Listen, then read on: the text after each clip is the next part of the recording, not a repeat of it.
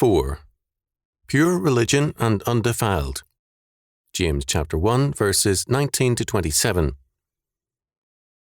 Wherefore, my beloved brethren, let every man be swift to hear, slow to speak, slow to wrath. For the wrath of man worketh not the righteousness of God.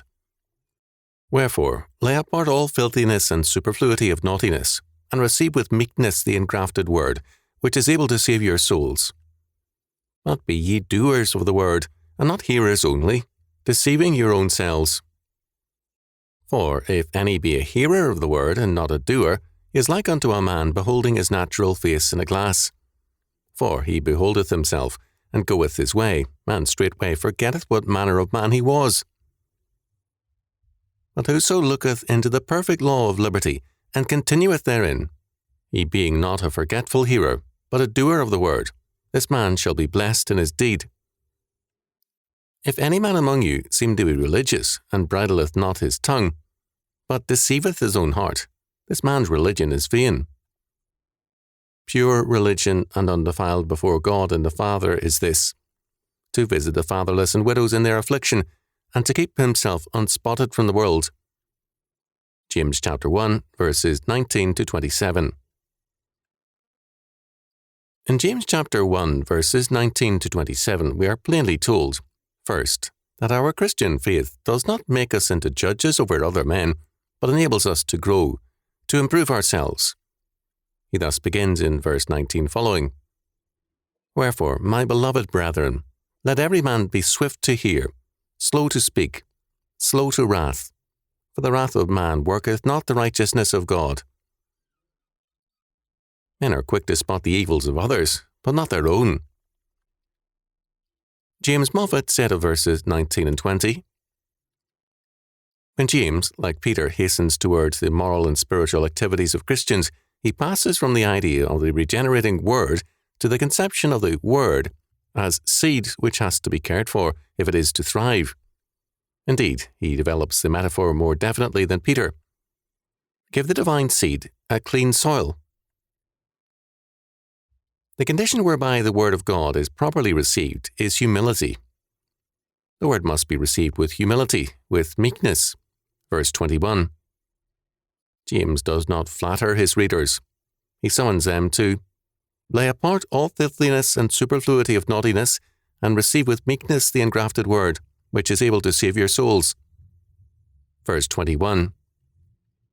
Lenski's translation reads, wherefore, by putting away all shabbiness, and what there is of a lot of baseness, accept with meekness the implanted word that is able to save your souls. Second, in verses 22 to 25, James tells the readers how humility is to be used. It is not something that is limited to an attitude, but is rather active obedience. The believers are to be doers of the word, not hearers only, for to be hearers only is to deceive or to cheat one's own self. Then, in verses 23 to 25, James gives us an unusual illustration, a mirror. Those who are hearers only and not doers of the word of God are like a man who looks into a mirror to see if he is pleased with himself. Having done this, and having satisfied himself that his hair is properly combed, his clothing in place, and his general appearance pleasing, he moves on. He is not mindful of what manner of man he is. However, the man who makes God's law word his mirror tries to conform himself to the image God requires of him. God's law is the perfect law of liberty, verse 25, and it impels man to be a doer of the word. Such a man is blessed in his deed or doing. James thus insists that our true spiritual mirror is the law word of God. To neglect this mirror is to reject seeing ourselves as God sees us. If we use God's law as our mirror, we shall be blessed in what we do. Verse 25. This blessing has reference to time present. Here and now God blesses those whose mirror is His law, because they are the doers of His law. Third, in verses 26 to 27, we see the conclusion of this matter. The result of humility and obedience to God's law is a morality that is God-shaped, a morality that leads to social and personal righteousness or justice. A man whose mirror is only glass is wrapped up in himself. The man whose mirror is society may manifest social concerns, but their basis will be humanistic rather than godly. James insists on the law of God as our only true mirror because it alone sets forth the righteousness or justice of God. True religion, James says, easily manifests itself in our speech. It is not sound religion to be unbridled or uncontrolled in our speech. Verse 26. In chapter 3, James has more to say about speech, about the tongue. It is a barometer of our faith. It tells others how seriously or how lightly we take our faith. James is very much concerned about the use of intemperate or harsh language, and he sees it as an important test of the reality and seriousness of our faith.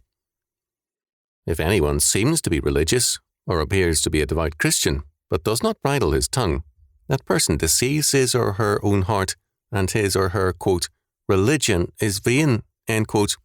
Verse 26. This is blunt language, and is intended to be taken very seriously. James says plainly that much piety on the surface is belied by an unbridled tongue, and he thereby requires a self-examination that begins with our speech. James then proceeds to define, in verse 27, pure religion and undefiled. He has already cited intemperate language as the enemy of, quote, pure religion and undefiled, end quote. Now he gives us the positive side of his definition. It is to visit the fatherless and widows in their affliction, and to keep himself unspotted from the world. Verse 27. In Acts chapter 6, verses 1 to 7, we learn that the early church in Jerusalem had many widows as members. James, as a resident there, was very familiar with their needs. Acts chapter 6 tells us that these widows were fed, but James goes beyond that to ask or require that they be visited. The care of widows and orphans is basic to God's law, and God himself uses it first as a test of man. James's concern reveals how thoroughly he is a man of the law, a man for whom God's law is his mirror. This law of God is the perfect law of liberty. Verse 25, chapter 2, verse 12. Freedom is under God, not man. James summons us, as a servant of the Lord Jesus Christ, chapter 1, verse 1, to a life of freedom in him. It is Christ who sets us free from sin and death. John chapter 8, verses 34 to 36. And his law is the perfect law of liberty. The goal of the Christian is to keep himself unspotted from the world. Verse 27. This means to continue morally unblemished, not necessarily perfect, but always growing in the right direction,